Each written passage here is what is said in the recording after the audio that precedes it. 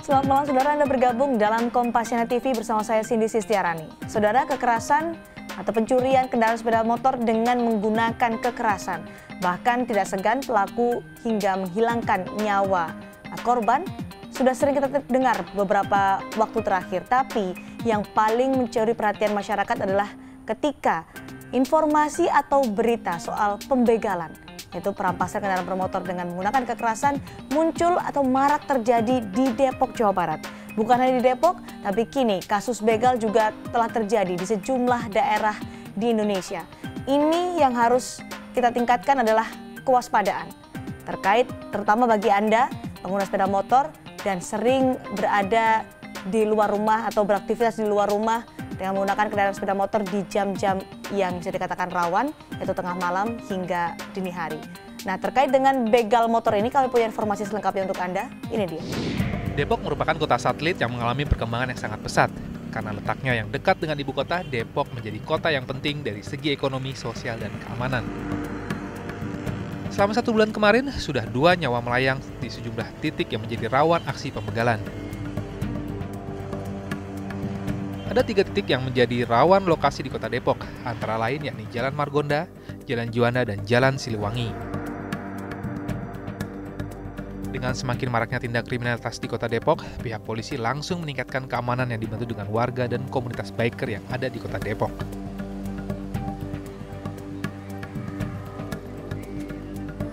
Guna mempersempit gerak pelaku pembegalan, aparat merazia kendaraan di sejumlah titik rawan kejahatan.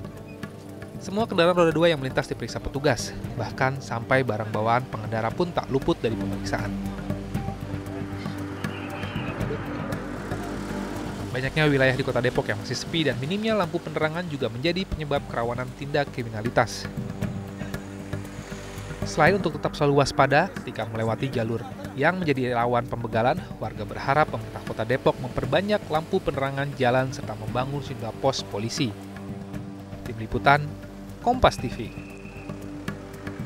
Ini tadi bagaimana kekhawatiran masyarakat. Masyarakat sudah mulai resah, terutama warga Depok, Jawa Barat atas aksi pembegalan motor, perampasan motor dengan menggunakan kekerasan. Nah, kami mengundang sejumlah Kompasiana untuk berdiskusi bersama kami dalam Kompasiana TV malam hari ini. Selamat malam Pak Hendy Setiawan, warga Depok, Jawa Barat. Selamat malam juga Ibu Yeti Ursul dari Pandeglang dan Pak Tommy Setiawan dari Jakarta. Sebelum kita membahas dan mendiskusikan tema ini lebih lanjut, kita akan menyapa terlebih dahulu Kapolres Depok, Jawa Barat, Pak Ahmad Subarkah melalui sambungan telepon. Selamat malam Pak Subarkah. Selamat malam Mbak Cindy. Pak Subarkah, di wilayah Anda, terutama di kota Depok, Jawa Barat, yang saat ini diresahkan oleh masyarakat atau warga Depok adalah pembegalan. Anda punya data terbaru berapa jumlah kasus kekerasan atau pembegalan ini di wilayah Anda? Apakah semakin meningkat trennya hingga saat ini? Jadi kami menyampaikan Mbak Cindy, itu kejadian pada bulan Januari. Ya, jadi kita tahun 2015. hanya ada 2 kejadian yang lebih tren di masyarakat begal ya. Nah, kita bilang 365 pencurian dengan kekerasan yang menyebabkan meninggal dunia.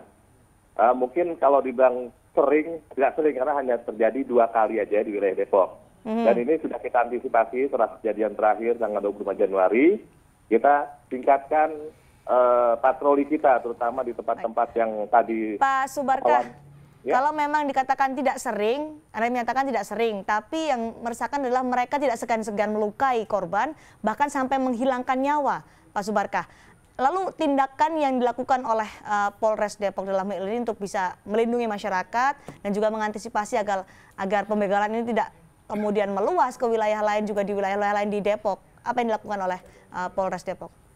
Ya, tadi saya sampaikan, 2 kali kejadian itu juga terjadi di daerah-daerah lain. Karena mungkin masyarakat yang ini kejadiannya di jalur yang sering orang lalui. Sering orang lalui? Ya, mayoritas masyarakat dari Depok menuju Jakarta melalui jalur itu. Terutama jalur Margonda dengan jalur Juanda. Ya. Dan kejadiannya pada malam hari, yaitu sekitar jam 12 sampai jam 5 pagi. Nah, dan dia juga melihat situasi petugas yang lewat patroli di situ. Dan sekarang dengan antisipasi setelah kejadian itu, kita sudah menempatkan patroli-patroli yang secara rutin. Kita juga dibantu oleh masyarakat, kelompok masyarakat, terutama dari kelompok motor bidak, Biker Depok Anti Kekerasan. Dan untuk kedua kejadian tersebut, pelakunya sudah semuanya sudah terungkap. Sudah ditangkap ya, Pak? Sudah ditangkap. Yang kejadian Juanda dengan Jalan Margonda, pelakunya sudah ada kita tangkap 2 orang, satu di Lampung, satu di Sukmajaya, dan satu kita tembak waktu itu. Dan ada kejadian yang di Jalan Krukut, mungkin pernah dimonitor, itu juga sudah kita tangkap pelakunya yang 5 orang. Baik. 3 kita tangkap, 2 masih dalam pencarian kita. Pak Subarkah, informasi yang kami dapatkan warga melaporkan bahwa tidak hanya di Depok saja, tapi juga komplotan pembegal ini sudah menyebar ke wilayah-wilayah lain, terutama di sekitar Depok, bahkan di Jakarta Timur. Kalau bisa Anda informasikan kepada kami, komplotan ini berasal dari mana sebenarnya Pak Subarkah? Kelompok ini ada yang lokal kalau di Depok ya, di Depok ada yang lokal Depok, ada dari wilayah luar dari wilayah Jakarta. Nah, kemarin kita tangkap yang kita kejar pelakunya kita tangkap di Lampung. Ditangkap di Lampung. Oke, ya. Apakah juga ini semua melibatkan anak-anak di bawah umur? Informasi yang sering kita dengar di media bahwa pelakunya berusia belasan tahun, bahkan ada yang masih berstatus sebagai pelajar. Benar ini, Pak Subarkah? Benar, Bang Gini. Jadi yang kita tangkap di sini yang warga Depok itu 3 orang, semuanya ketiga-tiganya pelajar, umur 18 tahun dan 19 tahun. Kalau pelajar, apakah mereka itu bertindak sendiri atau ada sindikat lebih besar yang kemudian mengkoordinasikan mereka? Ini yang masih kita selidiki lagi. Karena beberapa kali tahun 2014 memang kita juga pernah menangkap pelaku tindak kekerasan. Itu malah pelakunya umur 14 tahun. 14 tahun bahkan? 14 tahun. Nah, siswa SMP. Nah, itu sudah kita bina dan kita serahkan kepada Bapas ya, untuk anak-anak. Baik, Pak Subarkah, kami sudah ada Kompasiana bergabung melalui aplikasi Google Hangout malam ini. Mungkin ada pertanyaan kepada Pak Subarkah, silakan. Pak Hendy Setiawan, Anda orang Depok, Anda juga merasakan keresahan yang sama? Baik, saya bertanya ke Pak Subarkah langsung ya. Silakan, Pak Tadi Hendy. Pak Subarkah, tadi Bapak bilang hanya 2 pembegalan itu. Saya mencatat ada pembegalan terakhir tanggal 31 Januari 2015 di Limo, Depok juga. Itu tapi korbannya tidak dibunuh, Pak. Itu yang saya lihat di TV, di salah satu TV gitu ya, di salah satu berita TV. Itu satu. Yang kedua, ini sangat diperlukan jaminan keamanan untuk daerah. Bapak tadi menyebutkan Margonda, terutama di flyover UI, Pak. Ini saya hafal sekali. Di situ tuh sepi sekali kalau tengah malam sampai pagi apalagi, dan juga jalur Juanda itu sangat sepi. Saya ingin mengetahui bagaimana apa tindakan dari pihak Polres Depok untuk mengamankan kedua jalur itu. Satu pos polisi di dekat flyover UI, saya lihat ini mohon maaf bila ini saya salah lihat ya. Beberapa kali saya melewati situ lewat malam-malam, itu kosong Pak posnya. Jam berapa itu Pak Hendy Anda lewat di dekat pos polisi? Ya di bawah jam 10 sih. Di bawah jam 10? Malam. Di bawah jam 10 malam Anda tidak melihat ada polisi yang berjaga di sana ya?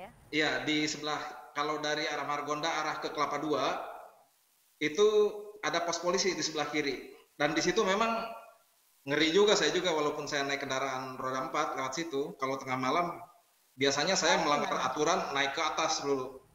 Oke. Baik, silakan dijawab Pak Subarkah.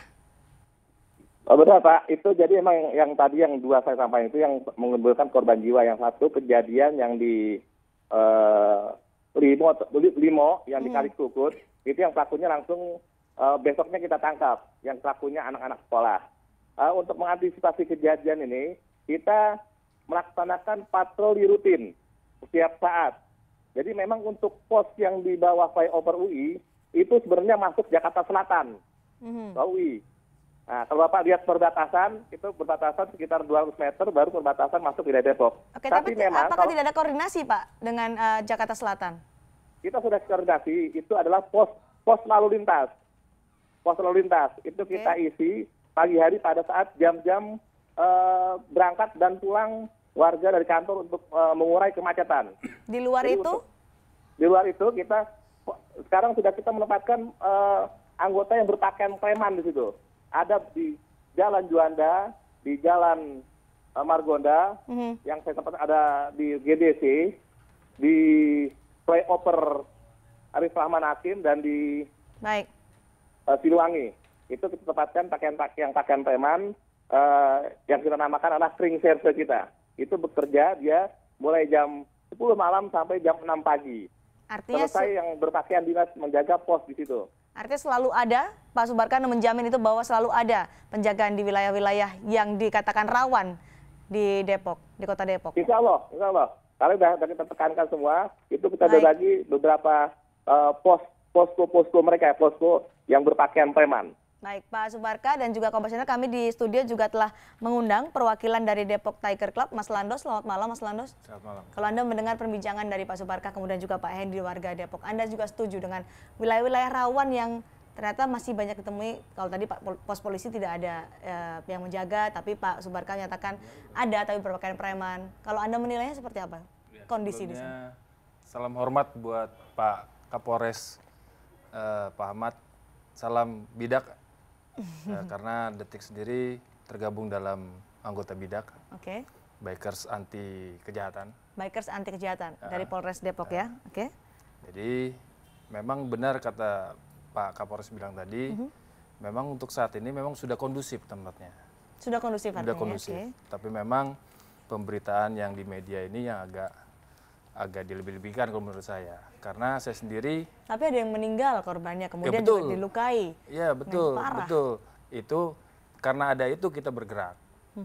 Jadi kita teman-teman di Biker Depok membuat rolling bersama untuk memberikan rasa aman ke masyarakat, warga, supaya memang kita tahu kondisinya kalau malam memang agak rawan.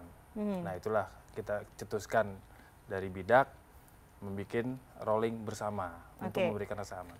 Dari masyarakat kemudian juga bekerja sama dengan kepolisian untuk memberikan rasa aman masyarakat lebih luas. Seperti apa bentuknya, dan juga kami akan memberikan informasi untuk mengatasi atau tips-tips mengantisipasi kekerasan atau perampasan sepeda motor dengan kekerasan. Usai jeda tetap bersama kami di Kompasional TV.